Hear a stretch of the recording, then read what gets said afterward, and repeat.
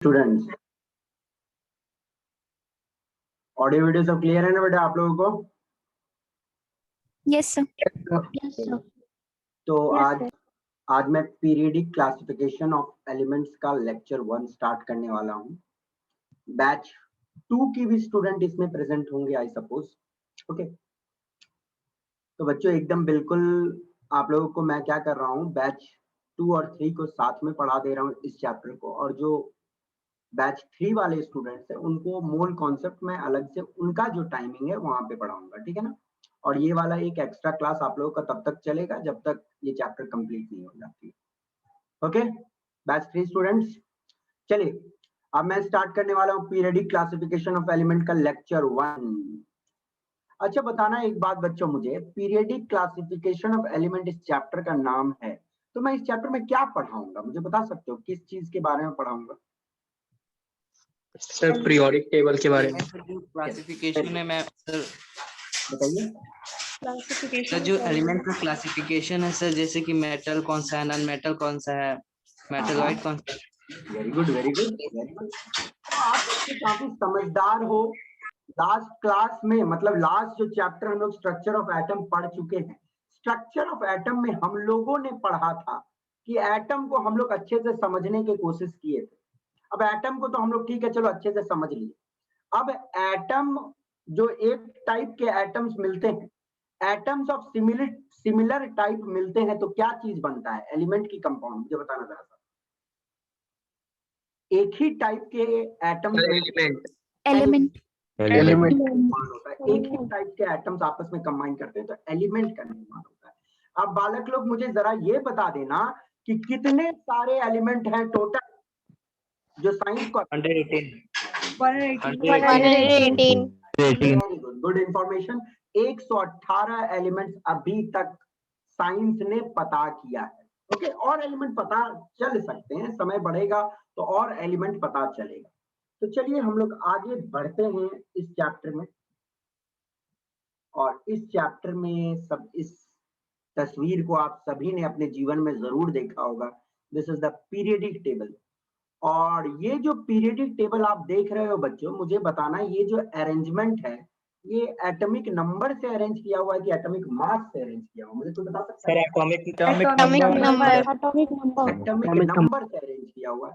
और आपने क्लास 10 में कुछ कहानियां पढ़ी थी कि कुछ साइंटिस्ट थे जिनका नाम था डोबर्नियर, जिनका नाम था न्यूलैंड, फिर आए उसके बाद मेंडली।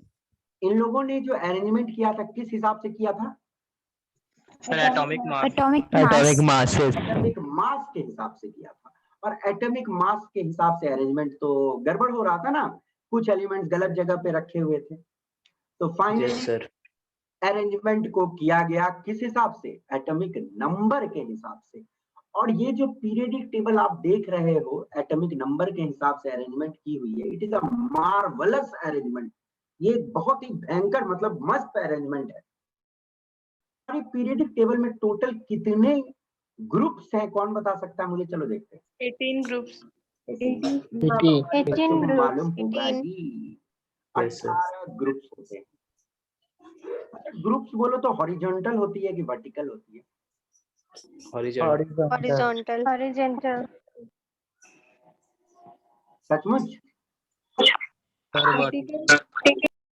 देखो ग्रुप्स ऐसे ऐसे ना होते बेटा, ये ग्रुप 1, ये ग्रुप 2 है ना, ये ग्रुप 3, ये ग्रुप 4, समझे? तो ग्रुप तो वर्टिकल होते हैं, ऐसे ऐसे ग्रुप होते हैं, ऐसे ऐसे 18 ग्रुप होते हैं इस प्रकार, समझ गए? तो ग्रुप्स जो होते हैं वो हॉरिजॉन्टल होते हैं, ठीक है ना। ग्रुप्स क्या होते हैं? हॉरिजॉन्टल होते हैं। आप बोलोगे कि सर आप ऐसे क्यों लिख रहे हो, तो ऐसे मैंने इसलिए लिखा है कि ऐसे करके मतलब दिखा रहा हूं मैं, ये ग्रुप 1 है, ये ग्रुप 2 है, ये ग्रुप 3 है, ये ग्रुप 4 है, समझ गए बात को? तो 18 ग्रुप्स होते हैं और ग्रुप्स हॉरिजॉन्टल होते हैं, सॉरी ग्रुप वर्टिकल। पीरियड कितने होते हैं? 7 पीरियड होते हैं। और पीरियड कैसे होते हैं? ये Horizontal. पीरियड 4 पीरियड ऐसे है ना। पीरियड क्या है? ये वाला सारे पीरियड है 4 5 6 7। ओके, अब पीरियडिक टेबल एक अरेंजमेंट को बहुत ही अच्छी अरेंजमेंट क्यों मानी जाती है? देखो केमिस्ट्री में बच्चों जो बेसिक स्टडी होता है, केमिस्ट्री में बेसिक स्टडी होती है, इट्स अबाउट केमिकल प्रॉपर्टीज, है ना। और एक पीरियडिक टेबल में आप यदि एक पर्टिकुलर ग्रुप में जाते हो, डाउन द ग्रुप, तो आपको लगभग सिमिलर प्रॉपर्टी वाला एलिमेंट मिलता है। समझिए बात को। जैसे कि देखो, किसी ने मुझे सोडियम का प्रॉपर्टी बता दिया, कि बोल दिया कि सोडियम का वाटर के साथ ऐसे रिएक्शन होता है, सोडियम का हाइड्रोजन के साथ ऐसे रिएक्शन होता है, सोडियम के क्लोरीन के साथ ऐसे रिएक्शन होता है। तो सोडियम का जिस प्रकार का रिएक्शंस होगा, पोटासियम, रुबिडियम, सीजियम, फ्रांसियम, ये सब सिमिलर रिएक्शंस हो करेंगे। तो एक ग्रुप में ध्यान देना, एक ग्रुप में जो प्रॉपर्टीज होती है वो लगभग मिलती जुलती प्रॉपर्टी होती है, ये आप लोगों को दिमाग में रखना है। ओके, तो चलिए पीरियडिक टेबल तो आप लोग जानते ही होंगे, बट मैं बोलूंगा कि पीरियडिक टेबल आप लोग ग्रुप वाइज जरूर याद करें। हमारे पास कितने बच्चे हैं यहाँ पे जो मुझे बताएंगे कि आप उनको ग्रुप वाइज पूरा याद है? ग्रुप 1 के सारे, ग्रुप 2 के सारे, ग्रुप 3 के, ग्रुप 18 तक सारे। कोई ऐसा बच्चा है क्या हमारे साथ? नहीं। चलिए यदि आपको नहीं याद है तो मैं आज आपको ग्रुप वाइज तो पूरा पीरियडिक टेबल याद करवा दूंगा, क्योंकि देखो इस तरह याद करना ज्यादा इंपॉर्टेंट है। ग्रुप 1, ग्रुप 2, ग्रुप 3, ग्रुप 4, इस तरह सारा याद करना बहुत जरूरी है। तो वो आज मैं आपको तरीका बता दूंगा, आसानी से सारा मैं आज याद करवा दूंगा आपको। चलिए अब चलो ग्रुप वाइज जरा कहानी को देखते हैं। ग्रुप 1 एलिमेंट्स को एल्कली मेटल्स बोला जाता है। अब एल्कली मेटल्स क्यों बोलते हैं? क्योंकि जब इनको आप पानी में डालते हो तो स्ट्रॉन्ग एल्कलीज बनाती है। ओके, एल्कली आपने पढ़ा होगा ना, soluble bases are called alkalis. Class 9 class 10 में आपने पढ़ा है इस चीज को। तो एल्कली मेटल्स ग्रुप 1 को क्या बोलते हैं हम लोग? Alkali metals. ओके, ग्रुप 2 को बोला जाता है alkaline earth metal. Okay, group 2 को बोला जाता है एल्कलीन अर्थ मेटल। और ये ध्यान देना, ये जो एल्कलीज बनाते हैं वो थोड़ा वीक होती है ग्रुप 1 से। और एक छोटा सा इंफॉर्मेशन मैं आपको दे दे रहा हूं, एक्सेप्ट बेरिलियम। ये ध्यान में देखिएगा कि बेरिलियम को हम लोग एल्कली अर्थ मेटल नहीं मानते। क्यों नहीं मानते हैं इसका डिटेल्स मैं आपको बाद में दूंगा, ठीक है ना। बट फिलहाल के लिए आप दिमाग में इतना ही रखो, ग्रुप 2 के सारे एलिमेंट्स को हम एल्कली अर्थ मेटल्स बोलते हैं, बट बेरिलियम को छोड़ के, एक बेरिलियम को छोड़ के सारे को एल्कलीन अर्थ मेटल बोला जाता है। ये दिमाग में आप लोग रखिएगा। ओके, ग्रुप 3 से ग्रुप 12 तक के एलिमेंट को हम लोग ट्रांजिशन एलिमेंट बोलते हैं। ट्रांजिशन एलिमेंट बोलते हैं।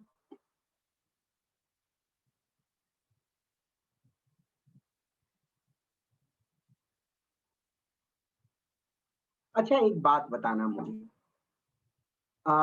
मुझे एक बात बताना, आपने जूनियर क्लास में तो इतना पढ़ के आया ही है, और साथ में periodic table sorry electronic configuration लिखना तो मैंने सिखा ही दिया। मुझे एक बात बताओ, सोडियम का कौन कौन सा सेल इनकम्प्लीट है? लास्ट वाला सेल इनकम्प्लीट है कि लास्ट से पहले वाला भी सेल इनकम्प्लीट? लास्ट में 8 इलेक्ट्रॉन होना चाहिए, और यदि 8 इलेक्ट्रॉन नहीं है तो हम उसको इनकम्प्लीट मानते हैं। मैग्नीशियम का भी सिमिलर कहानी लग रहा है आप लोगों को? लास्ट वाला सेल इनकम्प्लीट है।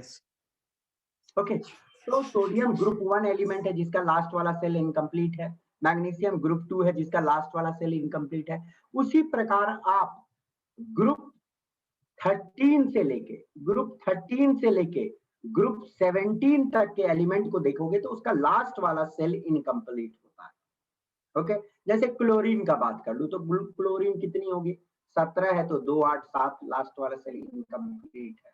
बट आप इलेक्ट्रॉनिक कॉन्फ़िगरेशन लिखना जानते हो, यदि आप ग्रुप 3 से 12 तक के किसी भी एलिमेंट का, यहां से यहां तक के एलिमेंट्स का यदि इलेक्ट्रॉनिक कॉन्फ़िगरेशन लिखोगे तो उन 2 सेल इनकम्प्लीट होता है, उनका लास्ट 2 सेल इनकम्प्लीट होता है।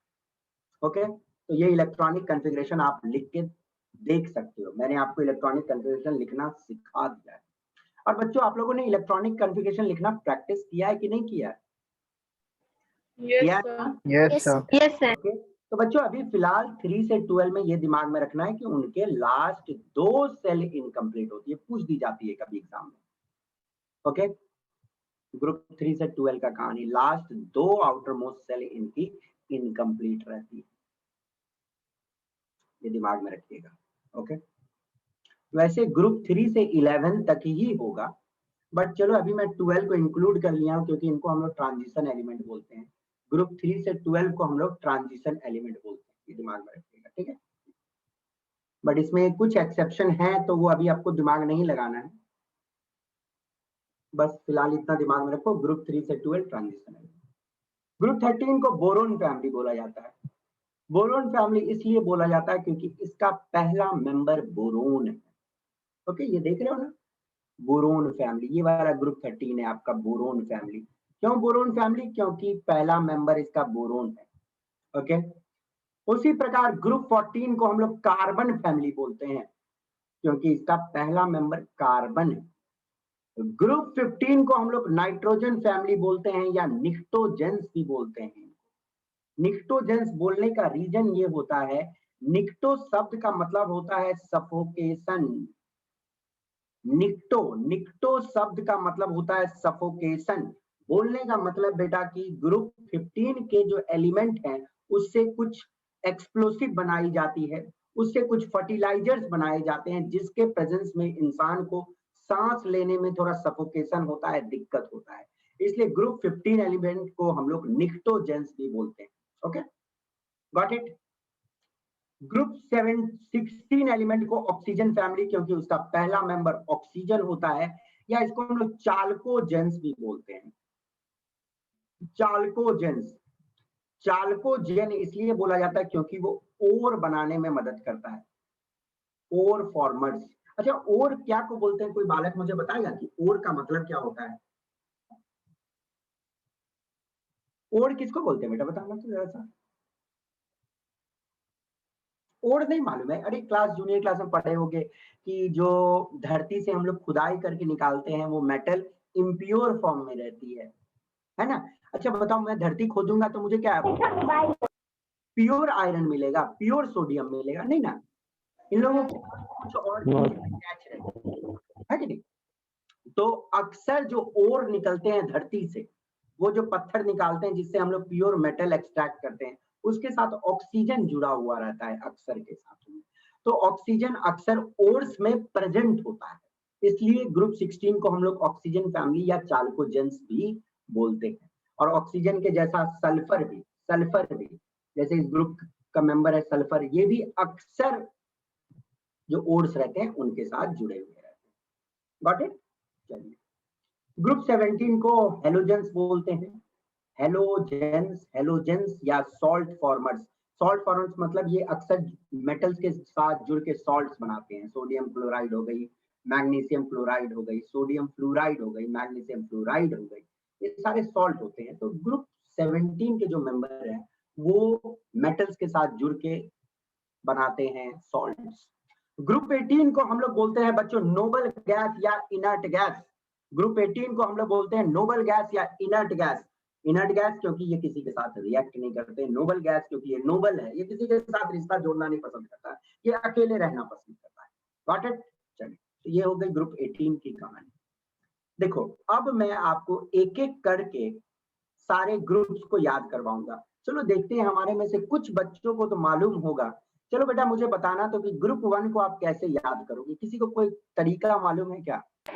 सर, हेलिना करे रब से फरियाद। हाँ, हेलिना का रब से फरियाद, ठीक है ना। हेलिना का रब से फरियाद। देखो मैं लिख दिया हूं, यदि कुछ बच्चों को नहीं मालूम होगा तो please and please I request कि जितना मैं आज याद करवा रहा हूँ, देखो ये चैप्टर खत्म होते होते ना 118 एलिमेंट्स कहाँ पे प्रेजेंट है वो सारे आपको याद हो जाएंगे, और 118 एलिमेंट के नाम सिंबल के साथ याद। समझ गए बात को? तो चलिए देखते हैं। ग्रुप 1, हेलिना का रब से फरियाद कैसे याद रखेंगे? हेलिना का H मतलब हाइड्रोजन, लीना हेलिना hydrogen, lithium, sodium, potassium, rubidium, caesium, francium. ठीक है ना? आप ये देखो, ये थोड़ा गलत लिखा हुआ है, रुबिडियम आरबी होगी। तो कैसे? हेलिना का रब से फरियाद, सब याद रखते हैं। ग्रुप 1 सबको मालूम है। ग्रुप 2 भी आपको शायद मालूम होगा, पढ़ लो, नहीं मालूम है सबको मालूम है नहीं ये वाला बेटा? Yes, yes sir. Sir, yes sir. वो कैसे याद करेंगे? बेटा मांगे, ठीक है ना, कार सेंट्रो और बाप राजी। अब ऐसा वर्ड तो मुझे नहीं, मतलब जो भी हो याद करना है आप लोगों को। बेटा मांगे कार सेंट्रो बाप राजी, ठीक है ना? तो कैसे? बेटा बेरिलियम मांगे Mg मैग्नीशियम, ओके, Mg दिमाग में रखा, Ma नहीं, ठीक है ना? Mg याद हो जाएगा आराम से। बेटा मांगे कार सेंट्रो में से Sr स्ट्रोंसियम, बिया ये गलत लिखा हुआ है, बेरियम Ra रेडियम, सबको याद हो जाएगा ना? Beryllium, magnesium, calcium, strontium, barium, radium. Group 1 के सारे एलिमेंट का नाम मुझे कोई बता देना जल्दी से। Hydrogen, hydrogen, Hydrogen, Lithium, lithium, hydrogen, sodium, lithium, sodium, potassium, potassium, rubidium, rubidium, caesium and francium. cesium, and francium. Very good, very good, very good, ठीक है ना? ग्रुप 3 से 12 फिलहाल छोड़ दो। ग्रुप 3 से 12 मैं आपको चैप्टर पढ़ाने के दौरान याद करवाऊंगा। ग्रुप 13 सबको याद होगा, बहुत सिंपल है। देखो, बी से बैगन, आलू, गाजर, इन, थैला, और ये नीचे वाला निहोनियम याद करने की अब जरूरत नहीं आपको। बैगन, आलू, गाजर, इन, थैला। नाम क्या क्या है? बोरोन, अल्युमिनियम, बैगन आलू, गाजर गैलियम, इन इंडियम, थैलियम। याद रहेगा सबको? बैगन, आलू, गाजर, इन, थैला, सबको याद हो जाएगा? कोई दिक्कत बच्चों? नहीं ना? No sir. चलो ग्रुप 14 के लिए मुझे कोई कुछ बताएगा कि मैं बताऊंगा? चलो देखते हैं, हमारे बच्चों को भी बहुत इंटरेस्टिंग चीज मालूम रहते हैं। कौन बताएगा? चलिए, ग्रुप 14 का मैनोमिक्स किसी को याद है क्या? कहत सियाजी सुनो प्रभु जी। Yes yes yes, very good, very good, very good. क्या नाम है बेटा आपका? Harshvardhan. Very good Harsh, Harsh very good. मैंने तो इस तरह याद किया और आप लोग को भी मैं बता रहा हूँ। चलो, कहे सीता जी, ठीक है ना? कहे सीता जी, कहे से कार्बन, सीता, सिलिकॉन, जी जर्मेनियम, सुनो, ठीक है ना? टिन, प्रभु, ओके। कहे सीता जी सुनो प्रभु, याद हो जाएगी? कहे सीता जी सुनो प्रभु, याद रहेगा? ओके, याद रखिएगा। ग्रुप 15 किसी को याद है क्या? हमारे बच्चों में से कौन बोलेगा? देखते हैं। न्यूजीलैंड, पाकिस्तान, ऑस्ट्रेलिया सब भिखारी। क्या नाम है बेटा आपका? सर हर्षवर्धन ही है। वेरी गुड हर्ष। अब हर्ष छोड़ के कोई और, हर्ष को मालूम है सर, ठीक है ना? ये this one is Nepal, Pakistan, Australia सब भिखारी, ओके। नेपाल, पाकिस्तान, ऑस्ट्रेलिया सब भिखारी, ओके, गॉट इट? या कुछ बच्चे इसको ऐसे भी याद करते हैं, नाना पाटेकर, ऐश्वर्या सब भिखारी, मतलब नाना पाटेकर और ऐश्वर्या सब भिखारी, ठीक है ना? मतलब जस्ट याद करने के लिए, नहीं तो वो सब तो बहुत बड़े बड़े अमीर आदमी है कि नहीं? चलिए, याद रहेगा ग्रुप 15 बेटा? कोई दिक्कत आप लोगों को? No sir.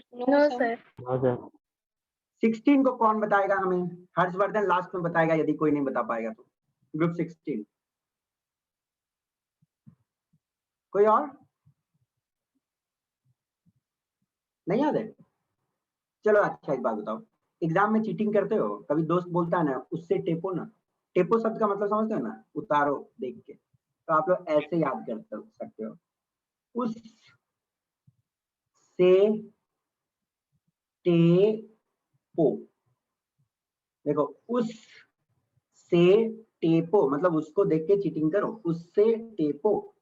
तो oxygen, sulphur, selenium, tellurium, polonium, ठीक है ना। हर्ष और कोई तरीका आपको मालूम है क्या बेटा, बता दो। नहीं सर, हमको भी यही पता था। अच्छा, आपको भी यही पता है, मतलब हम और आप लगता है एक ही तरह से पढ़े हैं। चलिए, हाँ, वेरी गुड वेरी गुड। उससे टेपो, वेरी गुड। ग्रुप 17, चलिए कौन बच्चा मुझे बताएगा। अच्छा, नाम याद है? FCIB इंडिया है। क्या बोले बेटा, बोलो। FCIB इंडिया है, फुटबॉल क्लब बार्सिलोना इंडिया है। Very good very good very good very good. चलिए, ओके, बट मैं बता देता हूं मैंने जिस तरह याद किया इसको। It's full colour brightness in Apple tab, ठीक है ना। देखो, फुल कलर ब्राइटनेस इन आयोडीन एप्पल टैब, एस्टेटीन, ठीक है ना। फ्लोरीन, क्लोरीन, ब्रोमीन, आयोडीन, एस्टेटीन, ये याद रहना चाहिए आपको। और ये ग्रुप 18 आपको मालूम है ना। हेनियरकर ने एक्स रन मारे। क्या बोले बेटा, बताइए। हेनियरकर ने एक्स रन मारे।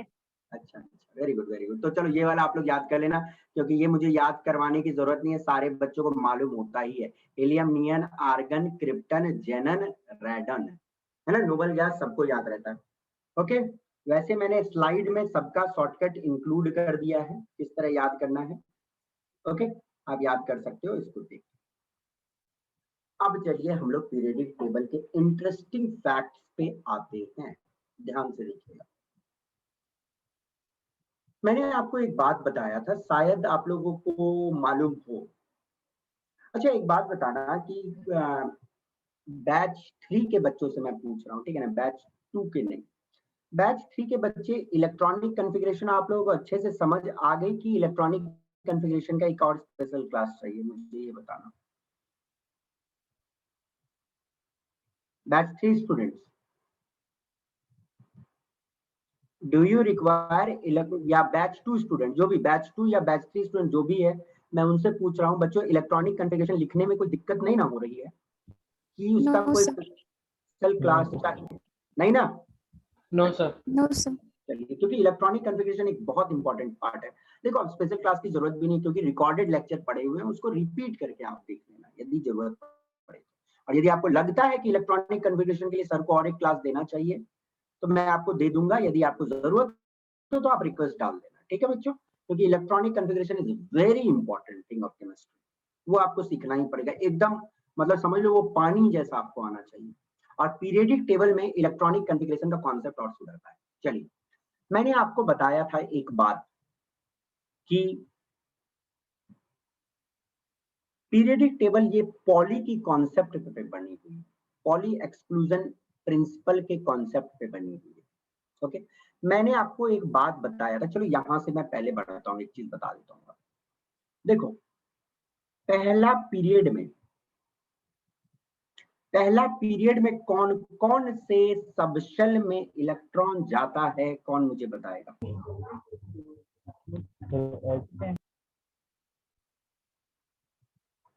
1s, कोई दिक्कत नहीं ना। पहला पीरियड में 1s में इलेक्ट्रॉन जाते हैं। तो 1s में बच्चों कितने सारे इलेक्ट्रॉन जा सकते हैं। 1. 1. 1s में 2 इलेक्ट्रॉन जा सकते हैं ना बेटा, s में तो 2 इलेक्ट्रॉन रहते हैं ना। हाँ सर, फर्स्ट पीरियड पे 1s1 होगा. हाँ, 1s1 1s2 दो। तो मतलब s ऑर्बिटल्स में, मतलब s ऑर्बिटल्स, s सबशेल के अंदर में एक ऑर्बिटल होती है जिसमें 2 इलेक्ट्रॉन जा सकती है, तो 1s2। तो मुझे एक बात बताओ, पहला सेल में 2 इलेक्ट्रॉन सिर्फ आप रख सकते हो, है ना। जो एलिमेंट जिसकी कॉन्फ़िगरेशन 1s1 है वो रह सकता है, जो एलिमेंट जिसकी कॉन्फ़िगरेशन 1s2 है वो रह सकता है, मतलब मैक्सिमम 2 इलेक्ट्रॉन तक जिसमें है वो रह सकता है। ओके, तो ध्यान देना है कि इलेक्ट्रॉनिक कॉन्फ़िगरेशन के हिसाब से जितने इलेक्ट्रॉन्स आ सकते हैं उतने ही एलिमेंट होंगे, ठीक है ना। तो 1s पहला सबशेल 1s 2 ही इलेक्ट्रॉन मैक्सिमम आ सकता है, इसलिए पहला पीरियड में आपका सिर्फ और सिर्फ 2 एलिमेंट है। Okay, got it.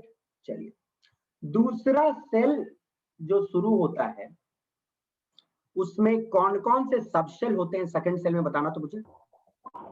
2s and 2p. 2s और 2p, अब बच्चों मुझे बताना S में कितने इलेक्ट्रॉन जा सकते थे?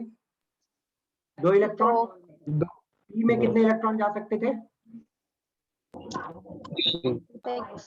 6 है ना। P सबशेल के अंदर में 3 ऑर्बिटल्स होते हैं, 3 ऑर्बिटल में 6 इलेक्ट्रॉन, तो मैक्सिमम 8 इलेक्ट्रॉन जा सकते हैं।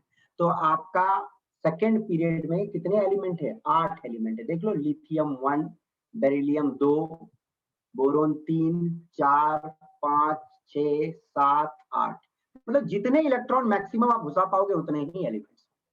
समझ गए? तो आपका सेकेंड पीरियड में 8 इलेक्ट्रॉन जा सकता है, तो 8 ही एलिमेंट्स है। अब थर्ड पीरियड देखो, थर्ड पीरियड में 3s भी होता है, 3p भी होता है और 3d भी होता है। आपको मालूम है ना, थर्ड पीरियड में 3d होता है कि नहीं होता है? Yes, sir. पर मैंने एक चीज आपको पढ़ाया था बेटा, सर 3D एग्जिस्ट नहीं करता। देखो मैंने आपको एक चीज पढ़ाया था कि 4s बढ़ेगा फिर 3d बढ़ती है, 4s बढ़ेगा फिर उसके बाद 3d बढ़ती है। तो ये ध्यान देना कि 3d में इलेक्ट्रॉन थर्ड पीरियड में नहीं जाता है, थर्ड पीरियड में सिर्फ इलेक्ट्रॉन 3s और 3p में जाता है। उसके बाद तो इलेक्ट्रॉन को 4s में जाना है, और 4 आता है कि आपका फोर्थ पीरियड स्टार्ट हो जाता है। समझ गए? तो थर्ड पीरियड में इलेक्ट्रॉन 3s और 3p में जा सकती है, तो इसलिए 2 इलेक्ट्रॉन प्लस 6 इलेक्ट्रॉन 8 ही इलेक्ट्रॉन जा सकती है। इसलिए बच्चा आपका जो थर्ड पीरियड है उसमें भी 8 ही एलिमेंट है, 1 2 3 4 5 6 7 8। समझ गए बात को? चौथा पीरियड जब स्टार्ट होता है तो इलेक्ट्रॉन सबसे पहले 4s में घुसता है, ठीक है ना। फिर 4s के बाद किसमें जाती है इलेक्ट्रॉन बताना, तो 1s 2s 3D 4s 3d के बाद 4p। अब बालक लोग मुझे एक बात बताना, 4s में 2 इलेक्ट्रॉन, d में कितने इलेक्ट्रॉन जा सकते हैं टोटल? d में 10 इलेक्ट्रॉन जा सकते हैं, मालूम है ना। d में Yes, कितने sir. ऑर्बिटल्स होते हैं? और 18 इलेक्ट्रॉन। तो 18 इलेक्ट्रॉन बोलने का मतलब 18 एलिमेंट। तो देख लो बच्चा, फोर्थ पीरियड जो स्टार्ट हुआ, ये वाला फोर्थ पीरियड स्टार्ट हुआ है, तो आज का 18 एलिमेंट है, आप गिन सकते हो। ओके, 1 2 ऐसे करके गिनते रहो। ओके, 18, या तो आप डायरेक्ट 36 माइनस 19 करो। ओके, आपकी आएगी 36 माइनस 19 तो 17 आएगी, बट माइनस करने में आप समझते हो ना, एक छूट जाता है तो एक और 18। ओके, समझ गए? तो आपका फोर्थ पीरियड में 18 एलिमेंट्स है, क्योंकि 18 इलेक्ट्रॉन भर रहे हैं। फिफ्थ पीरियड में देखो, ये ऑर्डर याद रखोगे ना बेटा, तो आपको पूरा इलेक्ट्रॉनिक कन्फिगरेशन लिखा जाएगा कि फोर्थ पीरियड में कैसे इलेक्ट्रॉन भरते हैं। पहले 4s में, फिर 3d में, फिर 4p में। फिफ्थ पीरियड में इलेक्ट्रॉन कैसे बढ़ता है ध्यान से देखना, पहले 5s में, फिर 4d में, और फिर आपका 5p में। तो इसमें भी कितने इलेक्ट्रॉन घुसने की जगह है बच्चों?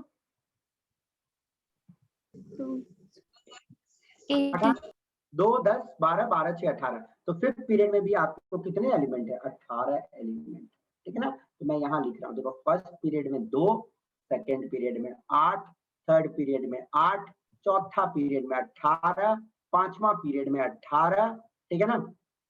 Got it? अब छठा पीरियड में देखो इलेक्ट्रॉन्स कैसे बैठते हैं। पहले 6s में जाता है, ठीक है ना। 6s के बाद जाती है 4f में, 4f के बाद जाती है 5d में, और 5d के बाद जाती है 6p में। आप जोड़ो तो बेटा कितना होने चाहिए थे? इसमें 2, ठीक है ना। f में कितने मैक्सिमम? 14 f में yes, yes, 14 14। d में कितने? 10 10, p में कितने? 6 6, तो कितने हो गए टोटल? कितने हो गए ऐड करके? नहीं मालूम? 20 लो 32 32 में होगा। 14 to 16, 16 और 6 22 और 10 32 इलेक्ट्रॉन। तो आप सिक्स पीरियड में बच्चा देखोगे तो आपके 32 इलेक्ट्रॉन्स आते हैं। ओके, उसी प्रकार आपके सेवेंथ पीरियड में किस तरह बढ़ेगा? पहले 7s भरेगा, ठीक है ना, फिर 5f भरेगी, ठीक है ना, फिर 6d भरेगी, फिर 7p भरेगा। ये दिमाग में रखना, ठीक है ना, गॉट इट। तो इसमें भी इस प्रकार 32 इलेक्ट्रॉन मतलब 32 एलिमेंट हो सकते हैं, ठीक है। तो आपको एक खास कहानी मैं बता दे रहा हूँ, एक छोटा सा नंबर मैं याद करवाऊंगा। This is known as the magic number. इसको हम लोग मैजिक नंबर बोलते हैं। इस मैजिक नंबर को आपको याद रखना है 2, ठीक है ना, फिर 2 बार 8, फिर 2 बार 18, फिर 2 बार 32। अब इन सबको ऐड करोगे, 2 बार 8, 2 बार 18, 2 बार 32, तो कितना आना चाहिए? कितना आना चाहिए? 118। यस, क्योंकि सारा मैंने जब जोड़ दिया 2, 8, 8, 18, 18, 32, 32, तो 118 एलिमेंट आना चाहिए। आप लोग एक चीज कंफ्यूज मत होना, ये वाला जो देखते हो लैंथेनम से लेके लुटेशियम तक, इसका पोजीशन यही वाला है, यहीं पे है, ठीक है ना। ये वाला 57 एटॉमिक नंबर से लेके, ओके, 57 से लेके 71 जो आप यहाँ पे देख रहे हो, ये एक्चुअली इसका पोजीशन यहाँ पे, ओके। आपसे कोई पूछ लेगा कभी कि ये जो लैंथेनाइड सीरीज होती है, ध्यान देना, लैंथेनाइड सीरीज हम लोग किसको बोलते हैं? एक चीज मैं इंपॉर्टेंट आपको बता देता हूँ, ये थोड़ा इंपॉर्टेंट है, ओके। देखिएगा, लैंथेनाइड सीरीज स्टार्ट होती है सेरम से, ओके। लैंथेनम से नहीं स्टार्ट होती, ये यहीं पे रहती है एक्चुअली। बहुत पीरियडिक टेबल उसको लास्ट में लिख देता है क्योंकि वहां से वो खाली कर देता है, बट लैंथेनम का पोजीशन यहाँ पे है। फिर उसके बाद सेरम से लेके लुटेशियम, ओके, और नेक्स्ट वन इज थोरियम से लेके लॉरेंसियम, जिसको हम लोग बोलते हैं आप एक्टिनाइड सीरीज। ध्यान से देखना बच्चों, सेरम से लेके ध्यान से पूछ लिया जाएगा एग्जाम में, लैंथेनाइड सीरीज कहां से कहां स्टार्ट होता है, तो ऑब्वियसली ऑप्शन में वो दे देगा कि लैंथेनम से लेके लुटेशियम, नहीं, वो जगह है सेरम से लेके लुटेशियम 58 से 71। फिर नेक्स्ट है एक्टिनाइड, ठीक है ना, एक्टिनाइड सीरीज 90 से स्टार्ट होती है, 90 से स्टार्ट होती है थोरियम से और कंटिन्यू होती है 103 तक। ये दिमाग में रखिएगा, ओके। कभी कल पूछा जाता है एग्जाम में, लैंथेनाइड सीरीज कहां से शुरू होती है? सेरम से लुटेशियम तक। एक्टिनाइड शुरू होती है थोरियम से लॉरेंसियम तक। अब लैंथेनाइड का पोजीशन पूछ लिया जाता है, तो लैंथेनाइड का पोजीशन होता है बच्चों 3rd ग्रुप 6th पीरियड। देखो ये वाला छठा पीरियड है ना, ये छठा पीरियड है, ओके, और ये वाला ग्रुप 3rd है, तो इसका position 3rd group 6th period ही है। ये पूरा जितना जो नीचे में देख रहे हो ना, ये यहीं पे है, बट पीरियडिक टेबल बहुत लंबा हो जाएगा यदि वहां पे हम घुसा देंगे, तो इसलिए उसको वहां से निकाल के नीचे में रख दिया गया कि पीरियडिक टेबल का ये वाला पोर्शन जो है ना लंबा ना हो जाएगा, ओके। समझ गए बात को? यहाँ पे रखेंगे तो ये काफी लंबा हो जाएगी, उसी प्रकार यहाँ पे इसको रखोगे तो काफी लंबा हो जाएगी। इसका पोजीशन है 3rd ग्रुप 7th पीरियड, ये दिमाग में रखिएगा, ये एक्टिनॉइड्स का पोजीशन, ओके। एक्टिनॉइड का position 3rd group 7th period, ये दिमाग में रखना है। बोलिए बेटा, कोई कुछ पूछना चाहते हैं? नहीं, चलिए।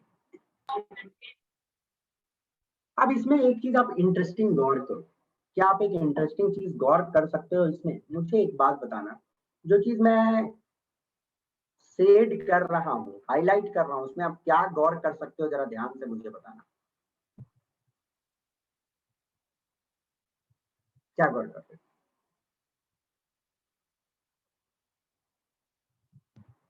जब भी एक नया पीरियड स्टार्ट हो रहा है तो इलेक्ट्रॉन कहाँ घुसती है?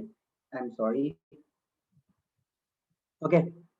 जब भी एक नया पीरियड स्टार्ट होता है, देखो फर्स्ट पीरियड है तो इलेक्ट्रॉन एस सब शेल में घुसा है, ओके, एक नया शेल का। सेकेंड पीरियड स्टार्ट हुआ है तो इलेक्ट्रॉन एस ही सब सेल में घुसा है, बट एक नया शेल का, ओके, ध्यान दीजिएगा। थर्ड पीरियड स्टार्ट हुआ है तो इलेक्ट्रॉन एस ही में घुसा है, एक नए सेल का, मतलब क्या, जब जब एक नया सेल स्टार्ट होता है तो इलेक्ट्रॉन एस सब शेल में घुसती है एक नए शेल का। समझ के बात को? जब जब एक नया पीरियड स्टार्ट हो रहा है, फर्स्ट पीरियड, सेकंड पीरियड, जैसे फिफ्थ पीरियड स्टार्ट हुआ तो इलेक्ट्रॉन सबसे पहले कहाँ घुसा? फिफ्थ सेल के एस सब शेल में। सेवेंथ पीरियड स्टार्ट हुआ तो सबसे पहले सेवेंथ शेल में एस सब शेल में। ठीक है ना, समझ गए? ये बहुत इंपॉर्टेंट है। अ न्यू पीरियड स्टार्ट, जब भी एक नया पीरियड स्टार्ट होता है तो इलेक्ट्रॉन की एंट्री कहाँ होती है? इलेक्ट्रॉन की एंट्री होती है एस ऑर्बिटल में एक नए शेल का। ठीक है ना, एस ऑर्बिटल में एक नए शेल का। अब मैं कुछ और चीज आपको गौर करनी बोलूंगा। एस का प्रिंसिपल क्वांटम नंबर को गौर करो हर केस में, और पी का प्रिंसिपल क्वांटम नंबर गौर करो हर केस में। मुझे एक बात बताना, एस सबशेल का जो प्रिंसिपल क्वांटम नंबर है और पी सबशेल का जो प्रिंसिपल क्वांटम नंबर है वो सेम है कि नहीं है? Yes sir. Yes, sir. ये ध्यान में रखना कि एस सबशेल का जो प्रिंसिपल क्वांटम नंबर होता है, पी सबशेल का वही प्रिंसिपल क्वांटम नंबर रहेगा एक पर्टिकुलर पीरियड में। ठीक है ना, एक पर्टिकुलर पीरियड में एस सबशेल का जो क्वांटम नंबर रहेगा, पी सबशेल का भी वही क्वांटम नंबर रहेगा। यदि डी वाला सबशेल आया है तो उसका प्रिंसिपल क्वांटम नंबर एस वाले से कितना कम? एक कम। एक। तो ये ध्यान में दीजिएगा कि यदि किसी पीरियड में डी वाला सबशेल में इलेक्ट्रॉन जा रहा है तो उसका प्रिंसिपल क्वांटम नंबर एस वाला से एक कम रहेगा, और एफ वाला का कितना कम रहेगा? दो कम रहेगा। This is very important statement. ये आपको आगे इसका इंपॉर्टेंस पता चलेगा, अभी नहीं। प्रिंसिपल क्वांटम नंबर जो एस वाले ऑर्बिटल के रहते हैं, पी वाले ऑर्बिटल के रहते हैं, एक पीरियड में वो सेम रहते हैं। Okay, got it? वो सेम रहते हैं, एस वाले ऑर्बिटल का और पी वाले ऑर्बिटल का सेम रहेगा। बट डी वाले ऑर्बिटल का क्या रहेगा? वन लेस रहेगा, और एफ वाले ऑर्बिटल का टू लेस रहेगा। ओके, इसका एक जनरल मैं आपको फॉर्मूला बता देता हूं, ध्यान में रखिएगा। यदि S का NS है तो P का भी NP रहेगा, D का N-1D रहेगा, ओके, F का N-2F रहेगा, दो कम रहेगा। ये दिमाग में रखिएगा, वेरी इंपॉर्टेंट। ठीक है ना? चलिए अब मैं यहाँ पे आता हूँ, आपको कुछ इंपॉर्टेंट चीज बता दे रहा हूँ। देखो बच्चों, इसमें आपको जो कहानी मैं बताऊंगा वो शायद पहले ही आप गेस कर सकते हो। मुझे बताना कि सबसे छोटा पीरियड पूरे पीरियडिक टेबल में कौन सा है? पहला पीरियड की लास्ट पीरियड? पहला पीरियड। पहला। First. इसमें मात्र कितने एलिमेंट है? दो। ठीक है ना? अब याद रखना है कौन से एटॉमिक नंबर से शुरू होता है और कौन से पे खत्म होता है। 1 से शुरू होती है और 2 पे खत्म होती है। ठीक है ना? दूसरा में कितना होता है बेटा? याद करवाया था ना मैजिक नंबर 2, 8। ठीक है ना? कहाँ से शुरू होती है? थर्ड से शुरू होती है और 10 पे खत्म होती है। ये आपको याद रखना है, कहाँ से शुरू होता है, किस पे खत्म होता है। ओके, फिर आपका थर्ड पीरियड में भी 8 ही है। 11 से शुरू होता है सोडियम से और खत्म होती है 18 आर्गन पे। ओके, देखो बच्चों, आपको नोबल गैस के तो ऑब्वियसली सबके एटॉमिक नंबर याद रहने चाहिए। फिर आती है आपकी पोटासियम, जो शुरू होता है 19 से और खत्म होता है क्रिप्टन 36 से। Got it? इसमें कितने एलिमेंट है बेटा फोर्थ पीरियड में? 18. रुबिडियम का कितना होगा बेटा एटॉमिक नंबर? 37 से शुरू होती है, 54 पे खत्म होती है। इसमें कितने एलिमेंट है? 18 एलिमेंट। समझ गया? फिर सिक्स्थ वाले में कितने हैं? 32. 32 ओके, ये स्टार्ट होती है 55 से और खत्म होती है 86। ठीक है ना? लास्ट वाला भी 32, ये शुरू होती है आपकी 87 से और खत्म होती है द लास्ट एलिमेंट ओगानेशन पे। 118 के दिमाग में आप लोग रखिएगा। Got it? This is very important, ये आपको दिमाग में रखना। ओके अच्छा सर, हाँ बोलिए बेटा। सर पीरियड 7 तो लॉन्गेस्ट नहीं इनकम्प्लीट कहलाएगा ना? बेटा वो इनकम्प्लीट एनसीईआरटी के हिसाब से है, अब वो फुलफिल्ड हो चुकी है। Sir Okay. लेकिन और भी एलिमेंट्स का तो खोज चल ही रहा है ना।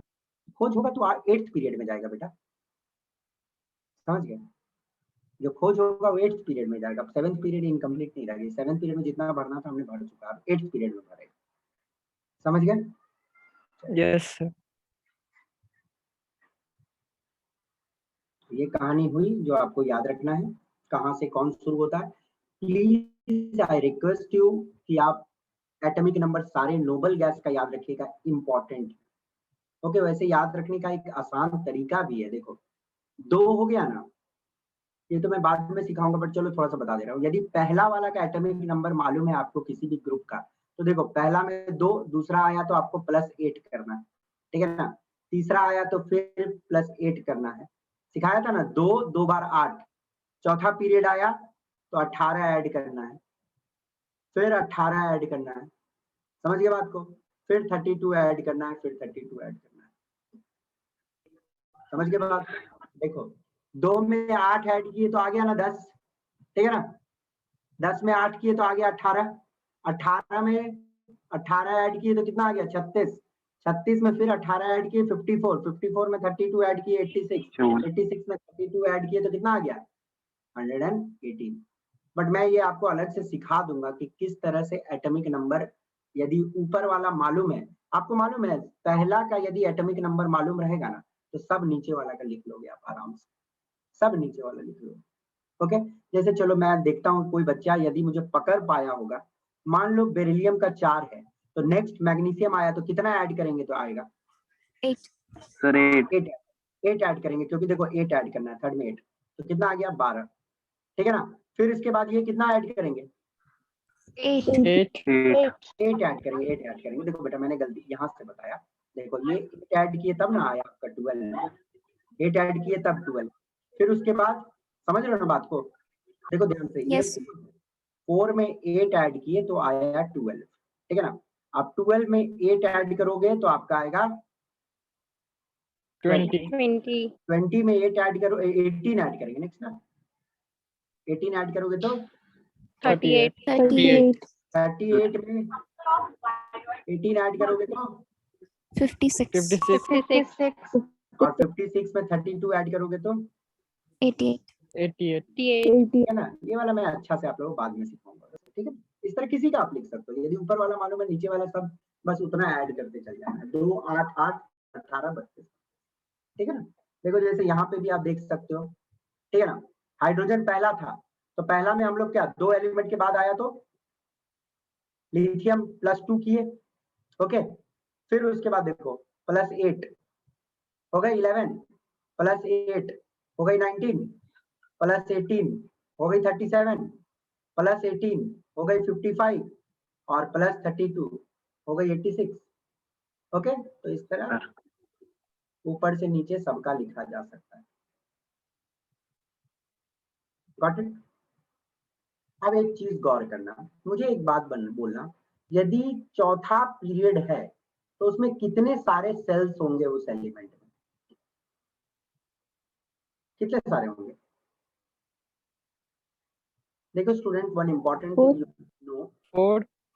जितना पीरियड नंबर उतना नंबर ऑफ सेल्स, जितना पीरियड नंबर उतना नंबर ऑफ सेल्स, समझ गए। पहला पीरियड तो 1 सेल, दूसरा पीरियड तो 2 सेल, तीसरा पीरियड तो 3 सेल, सातवां पीरियड तो 7 सेल, समझ गए। चलिए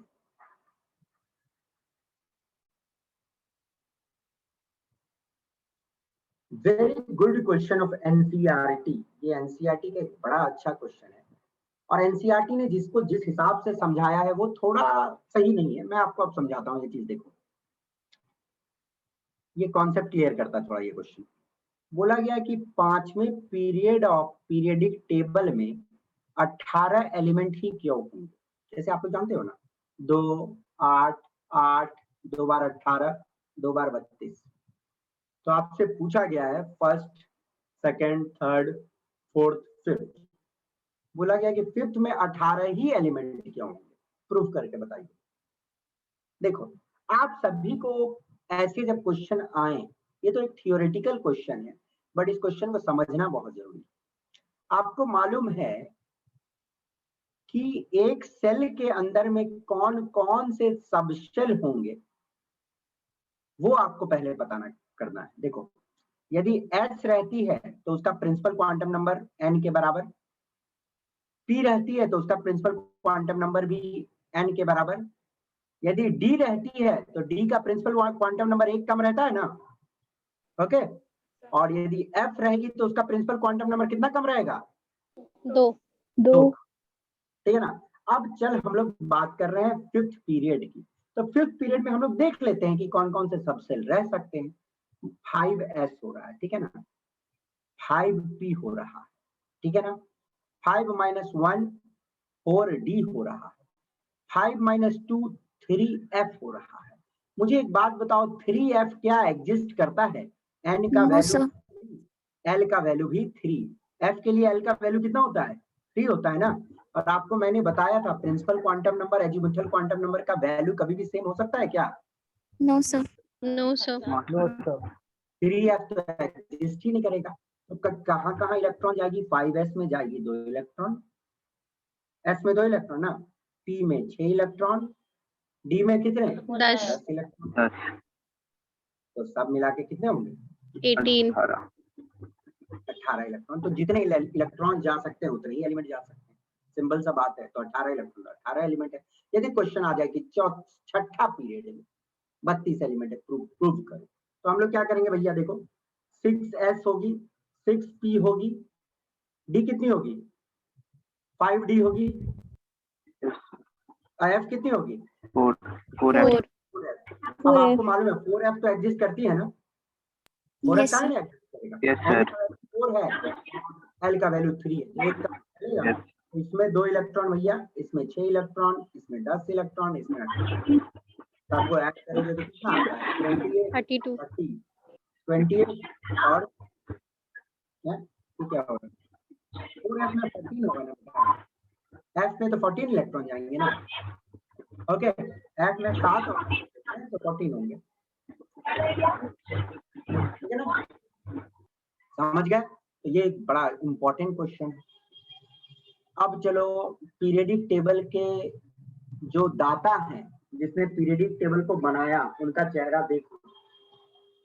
अच्छा, एक बात मैं छोटी सी आप लोगों को बता रहा हूँ कि मुझे क्या न्यूलैंड का टेबल, मुझे क्या डोबर्नियर का ट्रायड, क्या मेंडलीफ वाला पढ़ाने का जरूरत है क्या? No, sir. वो तो 10th No, sir. ओके। तो फालतू का टाइम वेस्ट करके कोई फायदा नहीं है। वैसे आपके 11th के सिलेबस में वो है तो आप पढ़ लेना, बट आपके कोई भी कॉम्पिटिटिव एग्जाम में डोबर्नियर और न्यूलैंड से कोई क्वेश्चन समझ गए? अब आते हैं हम लोग टुवर्ड्स द ग्रेट पर्सन जिसने मॉडर्न पीरियडिक टेबल हमें दिया और पीरियडिक टेबल का पूरा चेहरा को बदल दिया। He is Henry Gwyn Jeffreys Moseley. इनका काफी लंबा चौड़ा नाम था। इनका पूरा नाम यदि मैं आपको बताऊं, जान लो, he was a very great person. इसलिए हेनरी ज्वेन जेफरीज मोस्ली, ये इनका नाम है, ओके। आपको इनके बारे में थोड़ा मैं बता दूं। At the young age of 25 years, 25 साल के एज में इन्होंने पीरियडिक टेबल का पूरा चेहरा बदल दिया था। एक्चुअली रथरफोर्ड के यहाँ ये बहुत सारे एक्सपेरिमेंट करते थे। रथरफोर्ड का नाम आपने सुना है ना बच्चों? Yes. Yes, sir. Sir. तो ये जो मोजली थे, मोजली रथरफोर्ड के यहाँ बहुत सारे एक्सपेरिमेंट करते रहते थे और बहुत मतलब 22-23 साल की उम्र में ये रथरफोर्ड के लैब में चले गए। और रथरफोर्ड बहुत गुस्सा कर रहा था क्योंकि मोजली क्या करते थे, एक्सरे से खेलते रहते थे, ओके। हमेशा क्या करते थे, कोई मेटल के ऊपर एक्सरे डालते रहते थे। तो रथरफोर्ड गुस्सा करता था कि एक्सरे हानिकारक होता है, तुमको नुकसान हो सकता है, ये सब तुम काहे करते रहता है। बट यही एक्सपेरिमेंट करते करते 25 साल के उम्र में इन्होंने कुछ ऐसा चीज बताया कि पूरा पीरियडिक टेबल का नक्शा बदल गया। क्या बताया मैं आपको बताऊंगा। फिर वो रदरफोर्ड को बोले कि सर देखिए मैं ये वाला एक्सपेरिमेंट इसलिए करता था और देखिए आज पीरियडिक टेबल का नक्शा ही बदल गया। तो रदरफोर्ड बहुत खुश हुआ था इन पे और इनको बोला था कि आप पूरा साइंस का करियर को कंटिन्यू करो और आगे जाओ साइंस में, आपको तो बहुत चीज मिलेगी, नोबेल प्राइज भी इनको मिलने का बात चल रहा था। बट मोजली एक ऐसे इंसान थे जिन्होंने डिसाइड किया कि उस टाइम वर्ल्ड वार 1 स्टार्ट हो चुका था, ठीक है ना। तो इन्होंने डिसाइड किया कि मैं वर्ल्ड वार में जाऊंगा अपने देश के लिए लड़ने के लिए। तो 15 मतलब I think 15 August 1915 the date है। उस दिन लड़ाई के दौरान at the young age of 26 इनको गोली लग गई और मोजली को साइंस ने 26 साल की उम्र में खो दिया। नहीं तो ये बोला जाता है कि मोजली साइंस को इतना चीज देता कि सोचना भी बहुत बड़ी बात थी, यंग एज में इतना कुछ वो कर चुके थे। चलिए वो तो sad part on the part of science बोलो, पर चलिए मोजली ने हमें क्या दिया उस चीज को हम लोग डिटेल्स में थोड़ा देखते हैं। 1913 की कहानी। हेनरी मोजली करते क्या थे जरा देख लो। ये क्या करते थे, हाई स्पीड इलेक्ट्रॉन लेते थे। हाई स्पीड इलेक्ट्रॉन जानते हैं ना किसको बोलते हैं? इलेक्ट्रॉन हाई स्पीड इलेक्ट्रॉन जब मूव करती है तो कौन सा रेस बोलते हैं भैया? इलेक्ट्रॉन जब मूव करती है तो उसको कौन सा रेस बोलते हैं? Cathode rays. तो रदरफोर्ड क्या सॉरी मोजली क्या करते थे, कैथोड रेज को बोले तो इलेक्ट्रॉन को हिट करवाते थे अलग अलग मेटल्स के ऊपर, अलग अलग मेटल्स के ऊपर हिट करवाते थे। आपने ये पढ़ा है कि मेटल्स के ऊपर यदि एक्सरे हिट करता है, सॉरी मेटल्स के ऊपर यदि कैथोड रे हिट करती है तो आपको क्या मिलता है? एक्सरे मिलती है। याद होगा मैंने आपको बताया था। Yes sir. मेटल्स के ऊपर यदि कैथोड रेज को हिट करवाया जाए तो हमें एक्सरे मिलती है। अंडरस्टूड? और ये क्या करते थे, हर बार मेटल बदल बदल के ये एक्सपेरिमेंट करते रहते थे। ये एक्सपेरिमेंट करने के दौरान ये केयरफुली डाटा कलेक्ट करते थे कि जब वो मेटल बदल रहे थे ना, जब मेटल बदलते थे तो ये जो एक्सरे मिलती थी फ्रीक्वेंसी डिफरेंट मिलती थी फॉर डिफरेंट मेटल।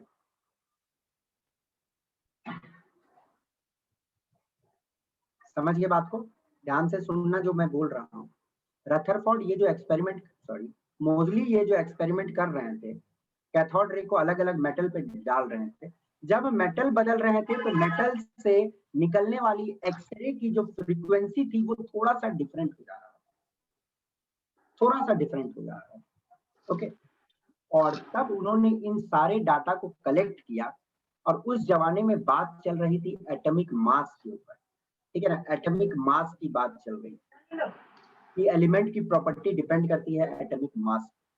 तो इन्होंने क्या किया, जो सारे फ्रीक्वेंसीज निकल रहे हैं, ओके, जो सारे फ्रीक्वेंसीज निकल रहे थे उनको उस एलिमेंट के एटॉमिक मास के साथ उन्होंने प्लॉट किया। उनको एक ग्राफ मिला, तारिका लाइट चलेगी गेले आराम लखन। ठीक है ना। उनको एक ग्राफ मिला और इस ग्राफ में मुझे एक बात बताओ, कुछ पॉइंट आपको यूनिफॉर्म लाइन से बाहर दिख रही है कि नहीं दिख रही? Yes sir. Yes, sir. और ये वही पॉइंट थे, बोलने का मतलब वो वही एलिमेंट वाले थे जिनका मेंडलीव के टेबल में गलत जगह पे रखा हुआ था। समझे बात को? एक यूनिफॉर्म ग्राफ तो उनको मिल रहा था, मतलब ग्राफ काफी यूनिफॉर्म थी, बट उस यूनिफॉर्म लाइन से कुछ एलिमेंट्स बाहर था और वो वही एलिमेंट था जो मेंडलीव के टेबल में गलत जगह पे रखा हुआ। तो हेनरी मोजली ने सोचा कि ये काम करते हैं, एटॉमिक मास छोड़ के इस ग्राफ को चलिए हम लोग प्लॉट करते हैं, रूट ओवर फ्रीक्वेंसी को प्लॉट करते हैं एटॉमिक नंबर के हिसाब से। एटॉमिक नंबर के हिसाब से जब प्लॉट किया तो ये जो ब्लू ब्लू डॉट देख रहे हो आप लोग, यही उनको डाटा मिला था। मुझे एक बात बताओ, यूनिफॉर्म लाइन से कोई भी एलिमेंट बाहर था क्या? नहीं, no.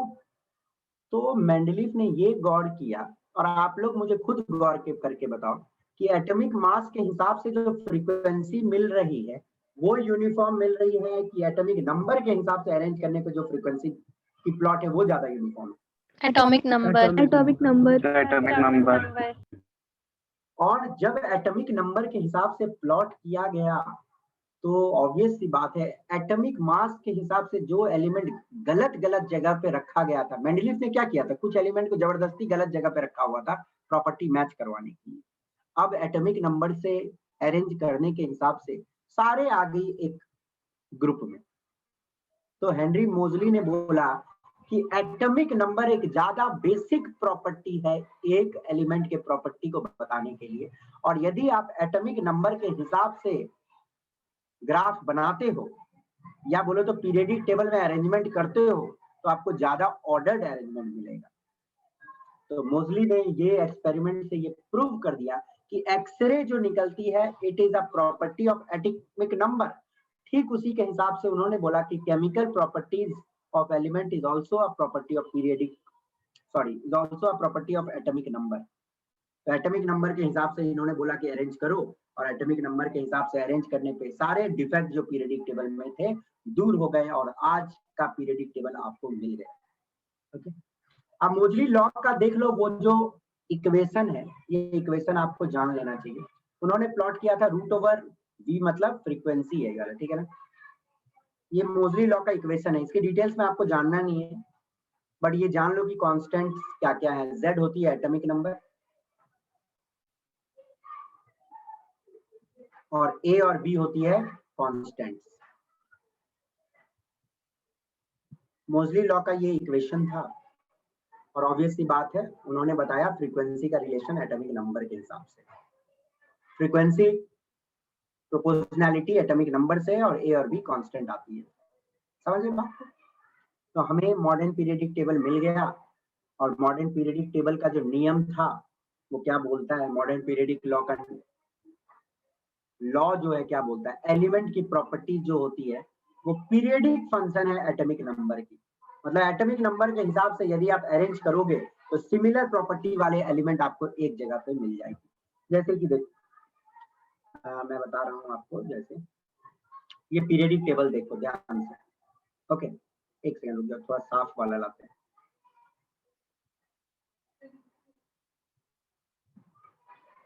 Sorry wait a minute बच्चों, हाँ ये वाला साफ है।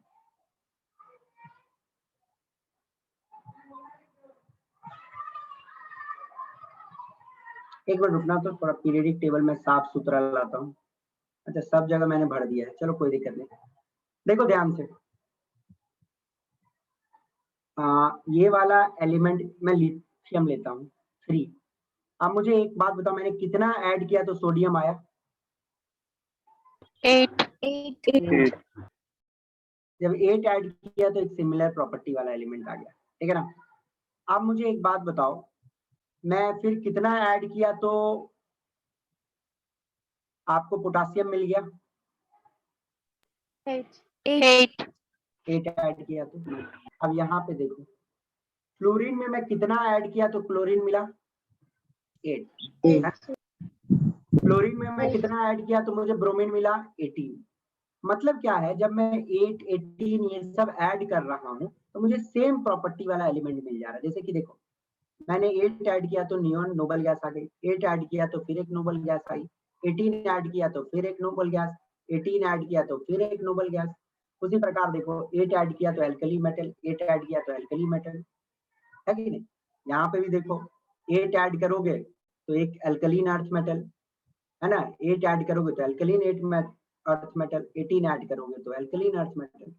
तो उन्होंने बोला कि यदि आप एटॉमिक नंबर के हिसाब से अरेंज करो तो आपको एक काफी अच्छा अरेंजमेंट मिलेगा, जो पीरियडिक अरेंजमेंट मिलेगी। मतलब एक ही जगह पे सिमिलर प्रॉपर्टी वाले एलिमेंट आ जाएंगे।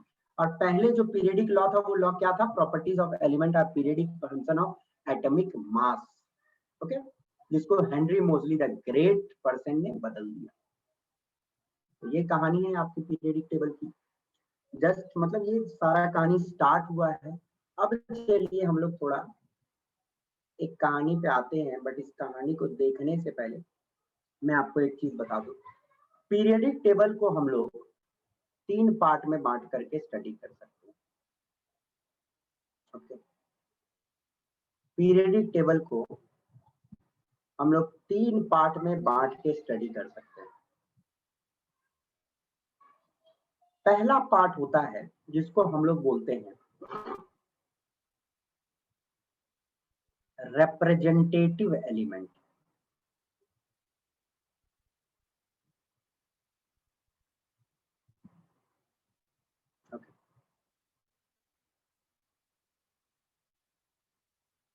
दूसरा पार्ट जो पीरियडिक टेबल का होता है दैट इज ट्रांजिशन एलिमेंट।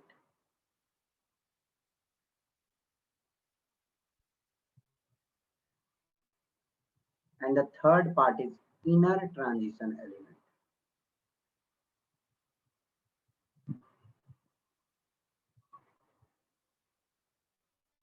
देखो, हम लोग को पीरियडिक टेबल को यदि अच्छे से पढ़ना है तो उसको 3 पार्ट में बांट के पढ़ा जा सकता है।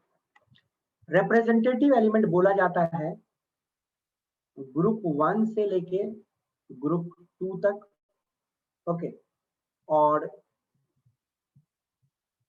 ग्रुप 13 से लेके ग्रुप 18 तक, इनको हम लोग रिप्रेजेंटेटिव एलिमेंट बोलते हैं। Okay, got it. इन एलिमेंट को S block plus P block element भी बोला जाता है। ओके, इन एलिमेंट को हम लोग एस ब्लॉक और पी ब्लॉक एलिमेंट भी बोलते हैं। क्यों बोलते हैं मैं आपको बता दूंगा, पहले देख लो थोड़ा सा कहानी को। देखो बच्चों, ध्यान से देखना, ये वाला पीरियडिक टेबल आपको दिख रहा है, इसको ग्रुप 1, ग्रुप 2 और ग्रुप 13 से लेके ग्रुप 18, इनको हम लोग बोलते हैं रिप्रेजेंटेटिव एलिमेंट। और S block element plus P block भी क्यों बोलते हैं, देखो यदि आप गौर करोगे, यदि आपको दिख रही होगी तो देखो तो बेटा कि इलेक्ट्रॉन लास्ट कहाँ पे घुसी हुई है, आपको दिख रहा है क्या? Yes, sir. नहीं दिख रहा है? देखो मैं आपको दिखाता हूँ, ध्यान से देखना, थोड़ा मैं जूम करके आप लोगों को दिखा दे रहा हूँ चीज को। देखो, यदि आप ग्रुप 1 और ग्रुप 2 देखोगे तो देखो आप लिथियम का कॉन्फ़िगरेशन लिखोगे तो क्या होता है 1s1 सॉरी 1s2 2s1 लिखते हो ना। बेरिलियम का लिखोगे तो 1s2 2s2। इसी तरह सोडियम का लिखोगे तो लास्ट इलेक्ट्रॉन देखो 3s1 में जाएगा, 1s2 2s2 2p6 3s1। Okay, potassium का देखोगे 1s2 2s2 2p6 3s2 3p6 4s1। तो ये ग्रुप 1 और ग्रुप 2 को हम लोग एस ब्लॉक एलिमेंट बोलते हैं, क्योंकि इसका जो लास्ट इलेक्ट्रॉन होता है ना वो एस वाला सबसेल में जाता है। वहीं आप ग्रुप 13 से ग्रुप 18 का कहानी देखोगे ना, देखो ग्रुप 13 देखोगे तो लास्ट इलेक्ट्रॉन जा रहा है पी में। बोरोन लिखोगे तो क्या लिखोगे 1s2 2s2 2p1, तो लास्ट इलेक्ट्रॉन पी में जा रहा है। कार्बन का भी लास्ट इलेक्ट्रॉन पी में, इसका भी लास्ट इलेक्ट्रॉन पी में। ओके, तो ग्रुप 13 से लेके 18 तक का लास्ट इलेक्ट्रॉन पी में जाता है, इसलिए इसको हम लोग पी ब्लॉक एलिमेंट भी बोलते हैं। ओके, तो इनको रिप्रेजेंटेटिव एलिमेंट बोलो या पी ब्लॉक एलिमेंट बोलो या एस और पी ब्लॉक एलिमेंट बोलो। एस ग्रुप 1 ग्रुप 2 और ये वाला पी। क्यों बोलते हैं, क्योंकि लास्ट इलेक्ट्रॉन एस और पी में खत्म होता है। Okay, got it. अब ये वाला जो बीच वाला है इसको हम लोग बोलते हैं डी ब्लॉक एलिमेंट या ट्रांजिशन एलिमेंट। इनको हम लोग डी ब्लॉक एलिमेंट या ट्रांजिशन एलिमेंट बोलते हैं। ओके, डी ब्लॉक क्यों, क्योंकि इनका यदि इलेक्ट्रॉनिक कॉन्फ़िगरेशन को आप गौर करोगे तो लास्ट इलेक्ट्रॉन डी में जाते हैं। अंडरस्टूड। तो ये जो ट्रांजिशन एलिमेंट है वो ग्रुप 3 से लेके 12 तक को बोलते हैं। ओके, ग्रुप 3 से लेके 12 तक को बोलते हैं हम लोग ट्रांजिशन एलिमेंट। और ये ट्रांजिशन एलिमेंट 4 टाइप की होती है। देखो, इसको बोलते हैं हम लोग 3D सीरीज, क्योंकि आप यदि गौर करोगे ध्यान से देखो, क्योंकि इसका डी वाला कौन सा में इलेक्ट्रॉन जा रहा है 3D में जा रहा है। इसको बोलते हैं 4D सीरीज, क्योंकि डी वाला इलेक्ट्रॉन 4D में जाता है। इसको 5D सीरीज, क्योंकि इलेक्ट्रॉन 5 वाला में जाता है। इसको हम लोग 6D सीरीज, क्योंकि इलेक्ट्रॉन 6D में जाते हैं। तो डी ब्लॉक में आपकी 4 टाइप की सीरीज होती है। Okay, 3D series, 4D series, 5D series और 6D series. Okay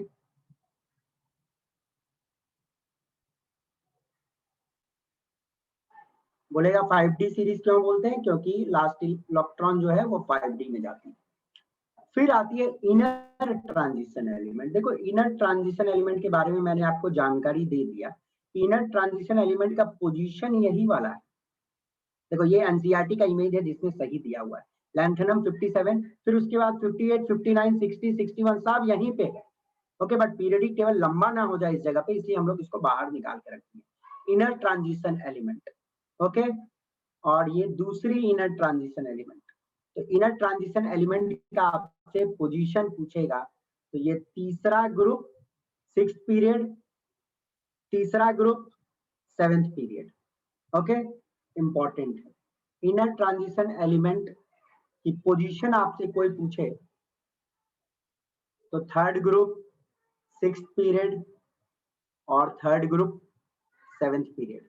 okay inner transition element दो टाइप के होते हैं। वन इज लैंथेनॉइड्स, जिसको हम लोग 4F सीरीज भी बोलते हैं। 4F सीरीज भी बोलते हैं। 4F सीरीज इसलिए बोलते हैं क्योंकि आप इनको गौर करोगे, इनको यहां से लेके यहां तक गौर करोगे तो इलेक्ट्रॉन जो है 4F में जाती है, इसलिए इसको हम लोग 4F सीरीज बोलते हैं। ओके ठीक उसी प्रकार नीचे वाले को हम लोग 5F सीरीज बोलते हैं। ओके और नाम लैंथेनॉइड्स इसलिए बोला जाता है इन सभी का, तो ध्यान से सुनना बच्चों, इंपॉर्टेंट वन। लैंथेनॉइड्स इसलिए इसको हम बोलते हैं क्योंकि इन सबको लैंथेनॉइड्स इसलिए बोला जाता है क्योंकि इन सब का प्रॉपर्टी ये 57th एलिमेंट लैंथेनम से मिलता है। इसका नाम है लैंथेनम।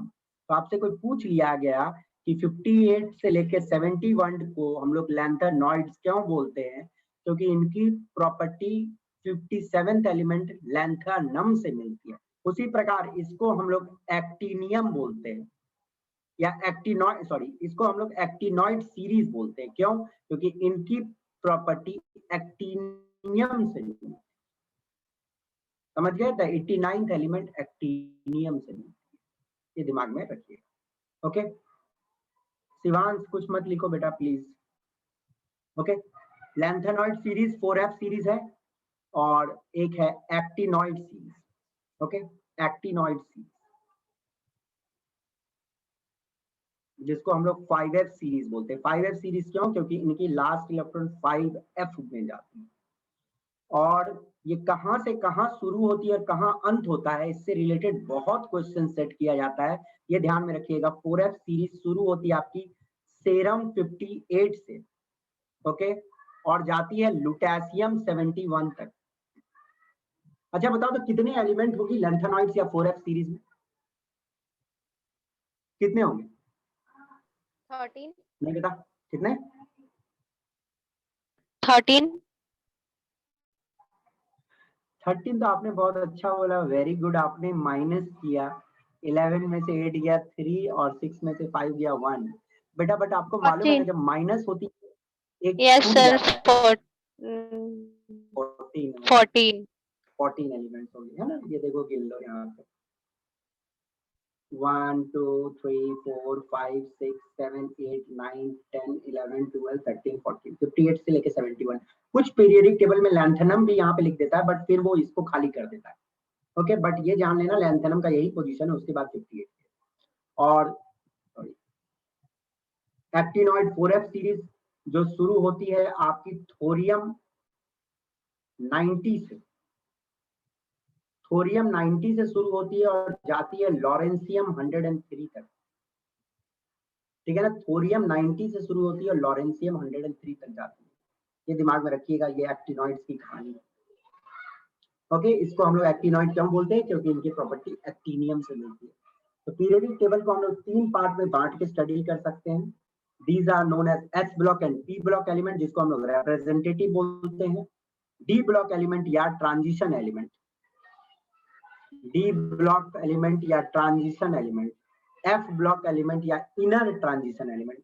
अब इनर ट्रांजिशन क्यों बोलते हैं? क्योंकि ये ट्रांजिशन एलिमेंट, ये सारे हैं ना ट्रांजिशन एलिमेंट, इनके बीच में रहता है, इसलिए बोलते हैं इनर ट्रांजिशन एलिमेंट।